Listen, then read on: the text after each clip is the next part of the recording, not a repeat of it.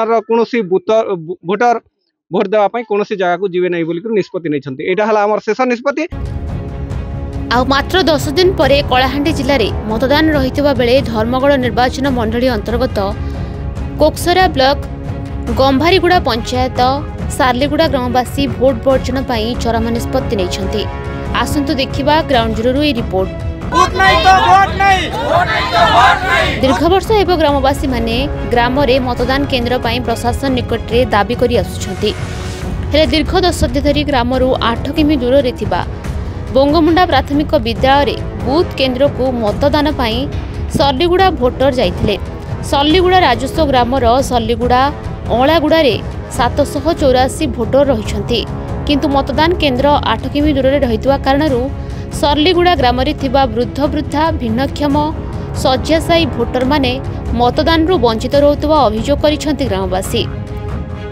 तो समस्त बूथ केन्द्र हेबा पई कथा मध्य देइथिले। एपरिक आम राजनीतिक दल जो माने अछंती आमर प्रतिनिधि माने तांको मध्य भेटिथिलु, एमएलए एमपी समस्त को भेटिथिलु। से माने भी कथा देइथिले जे बूथ केन्द्र सर्लीगुड़ा हेबा पई, किंतु वर्तमान जेहेतु हेला नै तेणु आम समस्त ग्रामवासी गोटे रिजिड हे गले समस्ते आउ समस्ते गोटे चरम सीमार आमर इष्टदेवी माँ लंकेश्वरी एवं आम गाँव अधिष्ठित शिव महाप्रभु पाखरे समस्ते बसिक प्रार्थना करी कहले शपथ नेले पुणी जे जो पर्यंत आम सर्लीगुड़ा बूथ केन्द्र हेब नहीं से पर्यंत आम सर्लीगुड़ार कौन भोटर भोट देवाई कौन जगह को जीवे नहीं बोलिक निष्पत्ति नहीं। यहाँ है आम शेष निष्पत्ति। भोट आमर गाँव में भोट बसला बेले भोट देमु नहीं हेले आमे भोट दौनी। आमे शिव महादेव लंकेश्वरी देवी लगे शपथ कर आमे गाँव वाला समस्ते निष्पत्ति नहीं छु आमर गाँव रे भोट बसबा आमे भोट देमु नहीं हेले कदापि दौनी।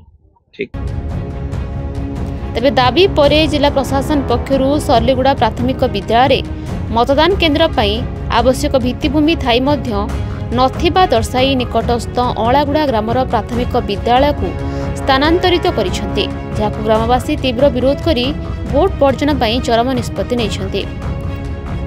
भोट कार्ड मो आगरु अछि आर आगरु इलेक्शन माध्यम रे भोट दे आस्ती। वर्तमान मोर ई भोटर कार्ड माने एबे वर्तमान मना नाही केमती करबी सार सरकार के भी जणाउ छै हैला। एटा हम रेवेन्यू विलेज रे हम के भी बूथ केन्द्र दरकार। हम प्राथमिक विद्यालय जेतकी दिन तक माने बूथ नहीं हबा सतकी दिन हम ग्रामवासी समस्ते भगवान श्री अधिष्ठा देवी से माँ लंकेश्वरी के पाखरे समर्पण करछु। आ जेतकी दिन तक बूथ नहीं हबा तिदिन हम भोट देबु नाही। भोट बर्जन कर्म बोली कर सब निष्पत्ति नहीं छै। आगो जो थिनो बंगमुड़ा जो थिनो 8 किलोमीटर। धर्मगढ़ सनत प्रधान का रिपोर्ट, मेट्रो टीवी ओडिशा।